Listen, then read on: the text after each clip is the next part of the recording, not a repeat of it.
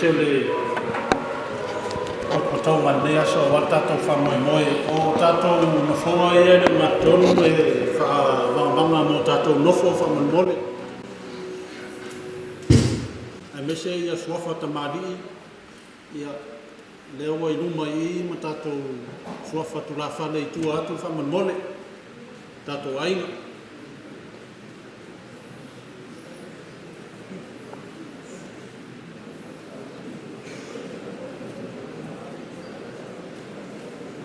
Le avanoa ia pito I luma whamamole le.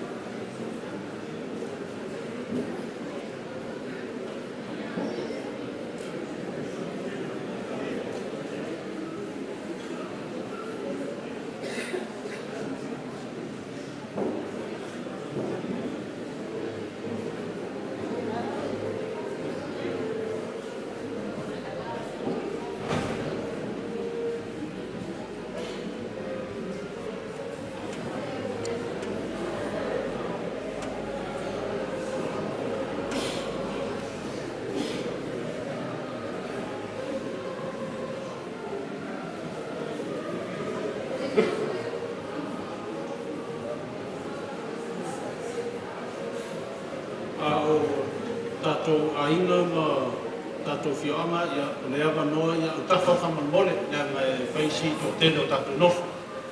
Mai se whoi o tua I o ia whakabanga mo tapau o nuku whamamole.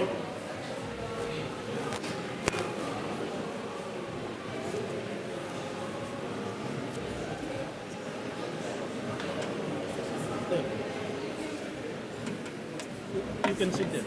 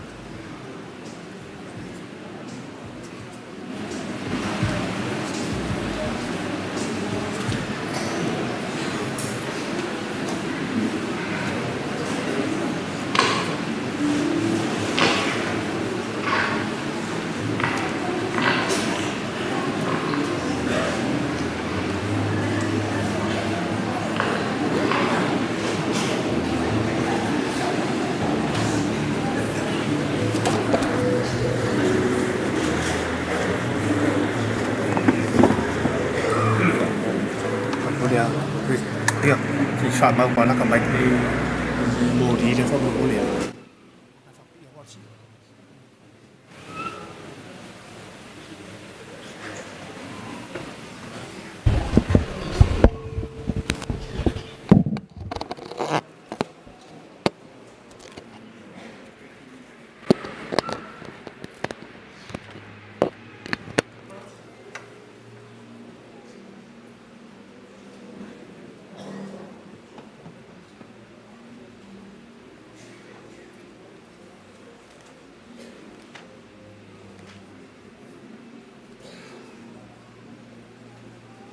Leo tatu kapo yatu. O au nei o le vine, o lao tau. O le tu mau ia tiao, mau ia te. O ia lava e fua tene mau. Au wae le mawhaia e o tau na whaia o se meitas. Pea au le iana. O le au tātou kuta. Le atua whawa ue no mātou ta māsi di siri se. O le atua la wala ua fio o tangata kai toa tasi. O le atua o aiga. O le atua o nuu mātunu o lanu mangangana. E ifo foi ma tuli vai. Tupu uma i la ua fio le tupu o tupu. Le li o le soifua. Mai soifua e whawa. O loa lofa. E whaababau na foi lea mo i mātou, no ua lofa mea, lea o teita ina ai, le soifua o tangata mai mātou. Ma ua o mātou poto ai o ruma e peo na iai o le whamoe moe o aina o atofa ai. E na ia whapare ina, ma whaia ina nisi, e Suafa matai e tautua ma wau nai la o fio ela ia ina manu. O le mālo ma le atunu e maise o la o pale sia, mo le tala le pe ai la mona lava ma to fata va e le a uma foi ma to ma lo pa ia sisi es ma to fa to mai la o fio ela i lo nga to mai mo ma to tapo ya tu la o fio i fa ma o ni ma la ina ia lo Suafa e fa va e ala ia Yesu la ma to ta amen o le au tatou ni le atua nona miiga e se lau fitu sufitu se lau fitu ia miiga o le atua tatou pesi ai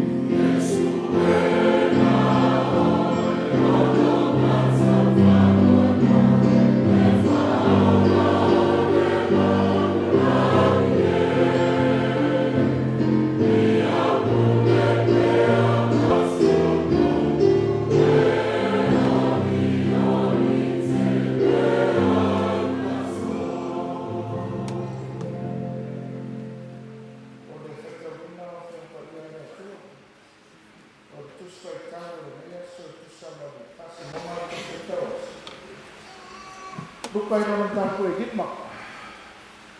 Au da fa ta winna ile lai for iku. Our Bible reading for this afternoon comes to us from the book of the Gospel of according to St. Luke chapter 5. I started reading in Tahwan. Some of the verses. Truly sorry for the not among speakers. My English is not too big, but I know you will follow me somewhere, and someone will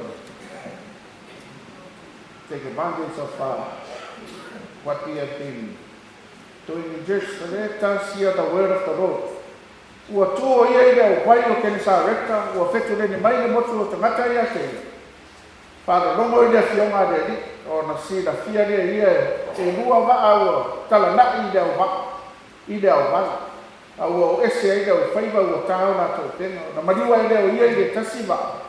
O le waa lea o si mona no whātonga atu ia te whai titi atu le waa na i lea o wala. Na nofo lea o i lalo maa o atu i le waa i le motu o tangata. O umana na lauma, o na talai atu lea o ia i asi mona. Ina tu atu ia i le roto, ma tu ifo ai o tau penga, e mau ai nika. Tani mai simona ia te ia lea lingi, ua toa li po o tinga ai na i mātou. E le ai le mea ua mau. A ona o lau fitalai, o te tu ifo ai leo penga. Ua uma ona o lātou whai au lea mea, na o lātou sio mia leo mia tele la, ua maasai ai do lātou penga. O lātou mienonga na atu i o lātou oi le tasi waa e mai e soasoan mai a teia, le a tei lātou. Na lātou o mai lea ua whātumo i lātou waa umai lua, ua tāri mo moto ai. Ua i noe simona Petero na whapau leo i e tūmbai e suo whapea mau, lea rigi. I nā maliu e se atu ia oe i atea, a ua o le tangata amasau. O wa ofo ia toa mai lātou umasai a tei. O wa o leo hia o lātou mau. Wa whapea fo ia kupo mai oana. Wa ka dio septai. O i lātou wa whaiga whātasi ma Simona. Kala iatu leo Yesu ia Simona. Awa e te whewhe. Ia mata i neo na bo na e mau tangata. Wa tuta o lātou wa. Na o lātou tuu ai leo neo. E mudi a te whamuhia le tua lea na kia mau whaika wina. To Mount Donovan Father. May the blessings of God be upon us for the reading of His holy word and to His be all honor and glory. Now and forever. For the Tato Famau Labo de Tua, it is the time. Let us pray. No matter what Tua by Yai, Maua Luma pe Alabalo, Ina, so in Fua, Leona of Fama. A wao me siri wa fai i so i fua ma ora e manto le ma fa ma tala ina a wa fa ni ai do wa lofa e siri esi e ma wa ma e roto e le ma fai e manto ona fa ma tala ina le lofa wa tele na wa le ma tiva le ola wa fa na se me tas wa mato ma futa foi ma so ta wa ina o e wa si mai a mesa le nei fa mo sa loa lama na rupe matau puini. Ale lama o mātou iaina i e whātau nuu mea tonu malawa, whāwhitai mau i alawa fi. Mātou whāwhitai lau whāsoa i tapawa ina i te, o manatu foi ma le mona ni nei. E a tia e ai le file mui tu tono na i mātou aina. E ina i e so i fua o tangata i whātua tua i lau fio, no mātou tua. Whāwhitai no ābua na whaia kāre se keu siame tono ni nei ai. Whādia ai le mana sisi ese o lau fi. E nei o mātou ngāri rue mo le puno wai mōri ni o lau ngāri ruenga, ma le whaadua rina o lo māro e whaabau. Whāwhitai o tuspa ia ia wao mo i mātou lo whinangana. Whāwhitai le ngānga o lau fio i tautono ina lo mātou mārasi e so umu. E siri le uma le whāwhitai o wahina wadu. E seri tangata mai lau fio na ole anisala. E te lei tu una nama ina ia pa uatu le loloto ole anisala e whano ai. A o lo lofa ma lo wanga le leiwa ia apa mai ai ale li so i fua ke riso. Ina ia whawa ina tangata uma ia atoe. Ina ia le aise tasi e whano. ai a whaulaina o tangata uma o e whatuatua i whaautanga o e Sa Leniu. Tu mauro ni inga e whaura. Whamangano nā tō. Wana no mātou tāu tāu o le mamanu, ma le paia, ma le sirisiri ese o lau whio, o le tusa o mātou winga, ma mātou wānia. Wa lea tangia i o mātou tangata le paia sirisiri ese o lau whio. Mātou whai tau fo i o whionga, ma tau na whai e le roko mai lo fina ngano e whamari ai, o mātou tui na nahu ni tele o tele. Le atua o le rofa fua, le atua o le rofa muti muti bani, o mātou le whamaona. Ua matou le whatuatua. Ua matou manaki whaapito, ma matou manaki o i matou tangata ua tono, ma ato toa. Tua ia le leanga i o matou soa tangata, ma whaasino sino mia i lata. Ua le whaamasino i whananga i matou i matou. Whapapane rore, whamamaha i matou. Whaato atoa i nao ma matou salamo e ala i ngānu na dilo longa. Furi tua i le leanga i whaia lo whananga i aso. Toi na rasi maleona. Whamuia ni mei mawhtanga na mātou tua. Whamuia ia lau whanau ofo i natu mo lau whio i ala i le deo i la taunga matai tono o aina. O le tatango rawa ia maua pea e la tau lea nganga o lau whio i taita ina i la tau yala malanga. Ina ia o la tau whai loa atolo mo mano malau pa ia malau sisi gese. Ia o lātou whai roa tu whai o lau whio e o le wala au ina. Whai a mea uma i le whamaoni, i le whini ngā, i le mai le ngā e te whini ngaloga. Ia vi ia i lau alofa no mātou tu. Whamanuia li tiri anu o le mai o tanaka.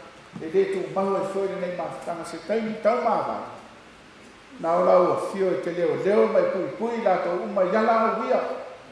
Tau nuu ai sawa le nui a ina mātunua o mau na nofo ni tau tua. Whai ma di ina o lau Suafa. Ia o lātou mana tua lava le atu nuu ma le aina, ma le mea na tutupu e, ma le afuanga foi o le wala wina o i lātou e whai na matai. Tau tōru aina i lātou, whamo e moe foi mo le aso ataia. Nā o lau whio i tau nuu aina tono ma lava. Whai ma di ina o lau Suafa mea una. Lātou ma lau whio i nei aso. Le ili do di ina mea uma, o mātou te tālo ia. Tālo ia mātou roto e whai a pēr o whina ngā. Ela ia Yesu no mātou rima, no mātou whao. Amen. Tātou vi le fuai le ina se lau rosu mua mai, ale vinga leo le tua ia, nāku leo le anoi le whionga ia. Sa le whapito ia, le tusa foi e whamu moe mai. Le yaso e pēr no tātou mawhita ai. Se lau roa rua le ina le tua tātou tusia.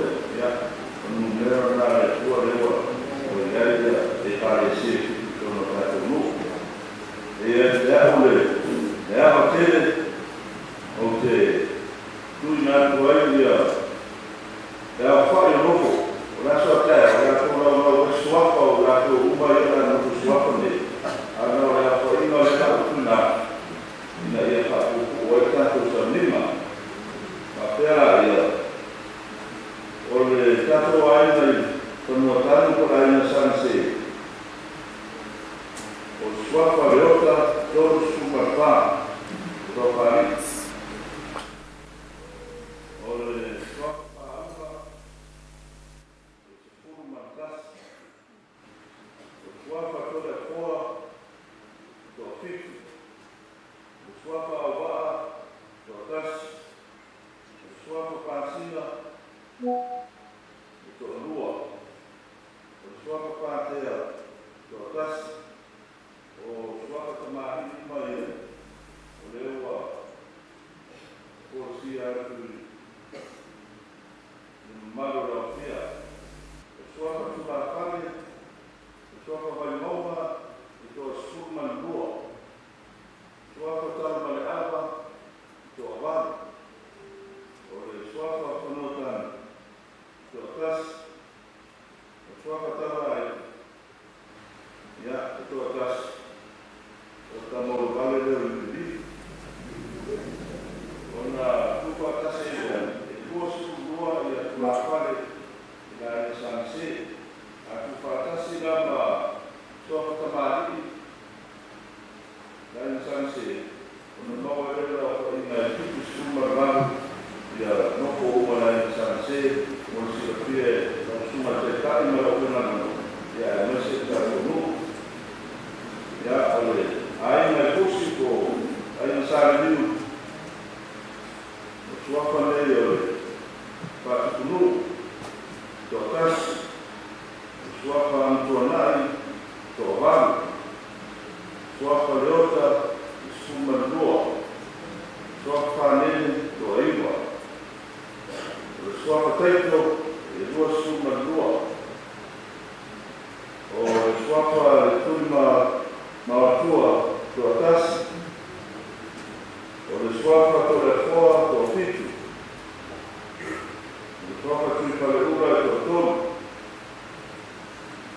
O le Suafa to au, to atas. Le Suafa to wau, to atas. O le Suafa le pai, to atas. O le Suafa fonti, to atas. Ya, o Suafa niwa kola ito atas. O matai tu la fare la ina Sa Leniu kusi, o Suafa foa ito suma niwa. Suafa pausia ito ono. O le Suafa whaleo malo ito atas. O Suafa tuinta whanua to sikuru. O Suafa vai mauma to ono. O Suafa tai namu to atas. O Suafa tama e awa to lua. O Suafa samia to atas. Ia ma Suafa mataiun to atas. Ia akondu tai awa to sui e koi. Ona o reidu ma e ia. Que se lembra da coisa lá no estado família, né? Depois eu só como a gente vai ela, quando tu fala assim lá eu na tu não foi, se lá suma mal, a tu fala assim lá male, que tu vai olhar em sanse, quando não é minha o sua comentário não olhar em sanse, se lá não vai suma eu porque no la para cómo se da para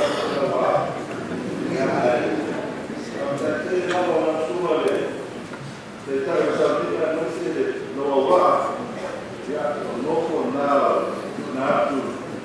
yo y luego o como como expresar pero la o marcaría o gasolina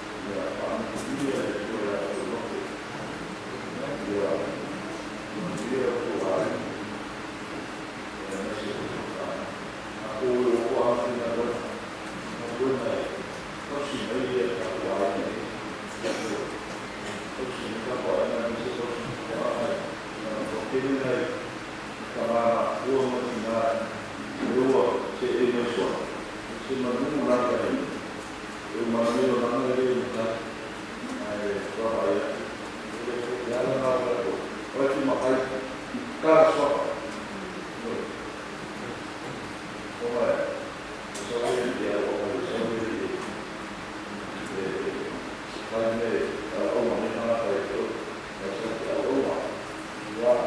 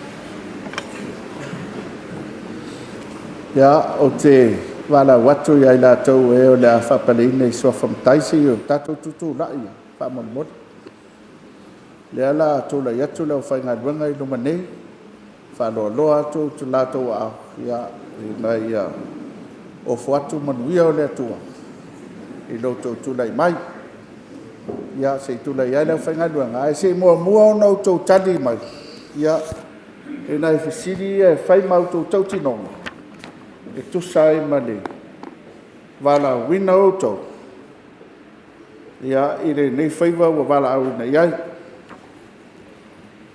ya pe to te tali tonu e wa vala wina auto ele ri le nei faiva o le faiva matai pe to te fola tu nei e o le auto tali atu male ato toi do na vala u mai ya auto tali mai wa mato tali tonu ma wa mato fola atu pe tau te tau tino atu ea ona o le fisoasoani mai e le agaga paia o le atua o le outou faatino no outou valauina i le maelegā ma le faamaoni e tia ai galuega faatino ma lava le alofa ma le amiotonu a le atua le tamā ia outou tali mai ua faapea lava ona o matou tautino atu ia seitulai atu le aufaigaluega ma faaloaloa atu outou aao le tatou nuu o le afai mamatai a le aufai a le tatalo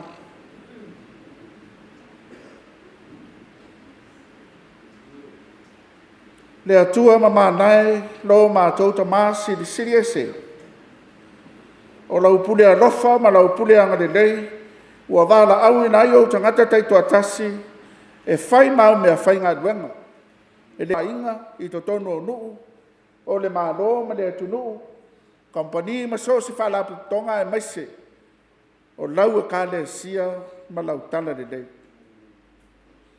si sila mai ma lau anga lelei au na o foina lo lato soifua mo lau fio e ala i tō finga ainga i le avea io i lato mamatai ia faapaiaina i lato mo fe au a vala au ina iai e lau fio fo ai ai latou me alofa e tatau ma lo latou valauina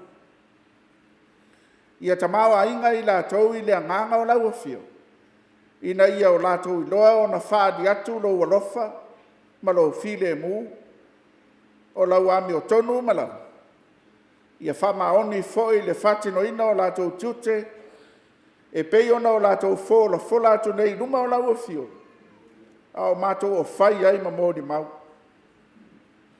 fai latou ma tagata e matataʻu i lauafio lo matou atua latou te iloa ai le poto ma le fautautau latou te faatuatua ai lauafio na o oe lava faamalamalama ina e lauafio latou ala latou te sa vavali ai ma le tonu iou luma ia paia la latou savali i le faalogo ma le vaai faagagana ina i latou i le feʻau o le alofa ma ia gagana e atea e ai le filemu iaiga manuu ma le kalesia ia iā tei latou le manuia ma le filemu o lou faatasi atu iā tei latou and may the Lord bless and keep you all may the Lord's face shine upon you and be gracious to you.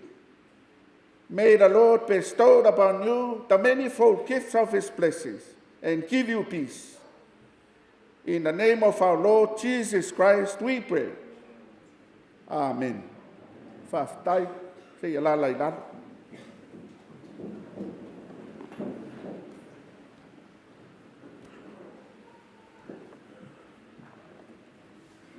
Wo whaunga ina e whai mamatua, i e whau pue se fulu, ma whau pue suma, tasi o tusi whai tau wina. Luka ilo nam tau pue lima, o te toi whai tau wina. Ua whapea foi a kopo ma Ioane o atali o se putaio. O i la tau o whai whaiwa whatasi ma Simona. O na whetala i atu leo Iesu ia Simona, aue te whethi. Ia matai nei o na pōna e maua o tangata. Ua tuta o lātou waa o na o lātou tuua i leo mea uma. E muri atu i a te ia.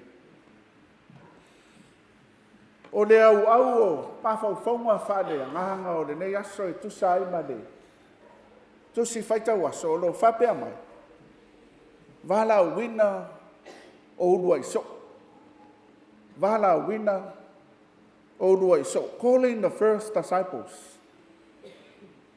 Tala whiunga le nei ani. Manatu au tua le nei aso. Ma le wha moe moe o le nei aso. O le vala wina o tau e whaima matai. Le alava tātou te iloa i le whai tau le tuspa ia e. Vala wina e le atua so se tangata e whai maana mea whai ngā duenga. E le wha pito au ngawha le vala au le atua po ai se tangata. Tātou te manatu foi e whatau waa i nisi taimi nisi tangata. E se ale sila sila le atua. E tā ua I le atua tangata uma. E amana ia I le atua tangata uma. Po le alawa le tua ngā tangata. E le fua ina I so tātou le lei. Ni mewa ia I tātou. Ao le alofa o le atua e wala wina I tātou. Wala au le atua ia Iosefa e whaimpare mia o e pito le no fo pui pui. Wala wina tā vita e whaimatupu ia Israelu o lai leo leo mamoi. Wala au leo so e whaima so o Yesu e tā lai le talalele.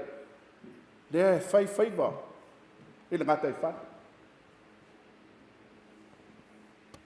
O le mea e sili o na tā ua I. O le tali atu. A le tangata I le vala au mai o le atua. O le tali atu a le tangata. A wae, o le winga o le whaima so. O nono winga. E vala wina I tātou. Ina ia pei o le tangata le la. A whaida o vala wina o tangata e whaima so o Yesu. Ia pei o Yesu. Vala wina e so I fua maola e pei o Yesu. Le a mio, le tautala, ma me uma. Le ola. Longa winga, e le o toe pule le tangata ia te ia. Wa ve se uma mea sa loto ma fau ia. Aua, tadi atu I le ato atoa I le vala au. Le vala wina o lua I so o ia Peteru o Iakopo ma Ioane. Ua tungu mea uma. O na ngā nuanga le sa hola ai. Ngā nuanga lea sa tausia ia inga. Ma tia e ai a whamoe moenga mole luma nai. A lea wha mei, ua tutau lato wau na tuu lea, muri loa. Tuu mea umae. Ha ngai na ngā nuanga ma le au wala au inai. O le wala wina foi o I tātou e whaimamatai. O le tau a veina o le mamalu. O le tali atu ma le ato atoa I le faapaiaina a aiga. Ua filifilia ai tātou. O le tau aveina o le mamalu a aiga. Whainga ha mea ma sa whainga. Whea lava e. So I fua maola ai. Ai ata ngia I nao I tātou. E mai lea nuu, ma lea nuu, mai lea aiga, ma lea aiga. Lea le winga lea o le, peno vea to le winga lea o le vala wina e le atua e Yesu o na so, o tangata ina ia pe o ia. Ia o lato whaia le au ma le ngā duenga Yesu. O ina lato te iloa ai e tangata o na whaataua ina. Le rio le ana le au. Me Yesu e na so. E le sili le matai I le awauna. E le sili le au inatu. I le ana le au. Mea na dea e. E tā ua ia tau taulo tau tali atu I le ato atoa. I le faapaiaina le oto. Ina ia maua lunga ia tau oe le tūlanga o a inga manu. O wane I vale tu lima I le tofi o a inga. Ma ave vale I nai le suafa o a inga manu. O na o ngā duenga ma mea wale ato atoa o na o tātou whai. Ile ngata foi le na, ale vala wina foi e. Tātou te ustai foi pe se ai fina ngā doile atua mo tātou. E vai a. O tātou ustai na tātou te loa ai tamau a inga o le atua. Me Yesu ia pe te ue tu ia le. Le vai le lola tua ma tu I foi le upenga I. Me pe te ue. te le doa ni wao le po no nofo nei sei ana ile fai mai nei te le ustain tu na fa pe nei le va ama tu la le penga le ala o tu i foi la lo mai do ai le wi te ia o le tahua na o le soifua e usta na te do ai te mau ai no le tua i le fai ai so na loto le ngā ruenga ma le whiau a fai o tangata o le ngātai whane o tautai o le ngātai whane le ai ka pana uni mi kari leia le eise vai pa noi i e le doa ia tangata le mea mau ai ni a le mai wa pole ao le le le se yo e o a foi na vai lo tatou malosi ao le whalango lango i le whasinonga ma le malosi au mai le atua le ala e tamau ai ngai o tatou whaiva i le whaia i so tatou loto nei ngā ruenga mo whiau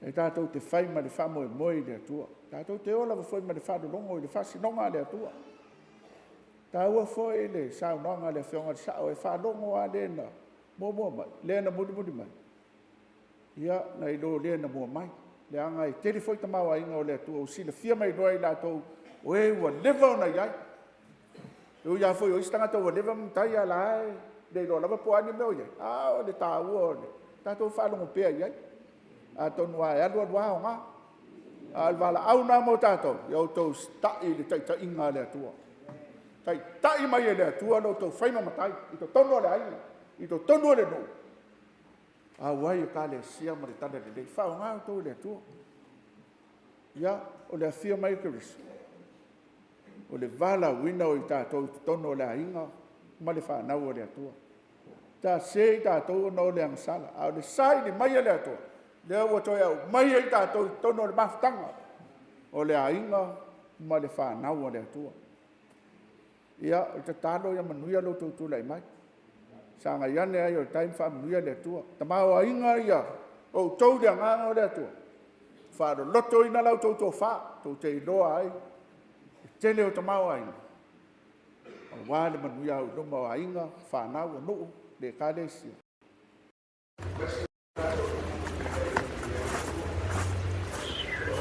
Ori.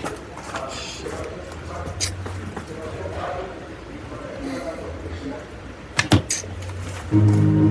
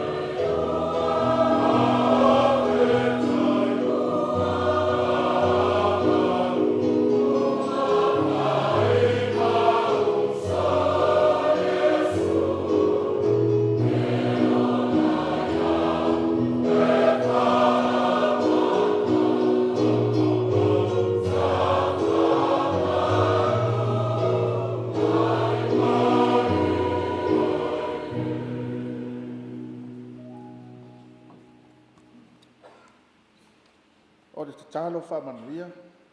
Tō mau I lau fio le viinga ma le whamanu e whawawau. Tō mau I lunga o lau whanau nei wa faapaiaina I le nei aso I nei a whaiai la tōma matai ai. Mai se foi o lau whanau whatuatua I le lorangi atoa le manuia, le fi le mua lau a fio le atua le tamā. Le lofa sisiri eseo Yesu ke viso le li ma le whao. Ia mafutai mātou ma lau lava ngang pa ia. Nei maso ma lava ma ia o fo I le whawawau, e whawawau lava. Amen.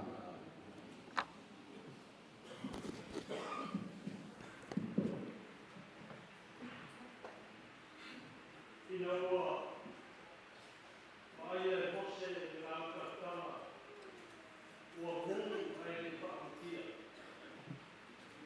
Ta whaaloina e mose ke kawai mele tua tono nei. Ta lau se vai e wāpasāne nei. Ai se a. Nyango lea ma pio ai le tua e nei. Mo mona whakumau le marmano le tua. Wai e tātou ina a tai e mesa faapaiaina. Noko tātou aina nei aso.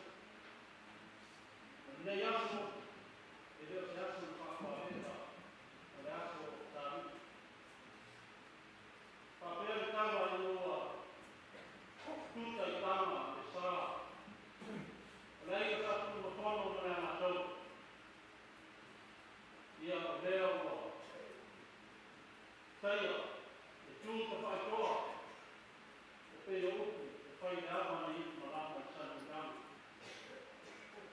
Whātai, no suma te tai, nea mese whaia o te ngā nau.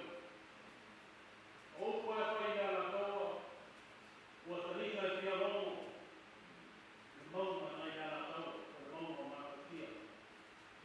Whātai, no suma te tai, o uku tōna tau, tā pēna I nā ai, I noko mo whiwhiria e ai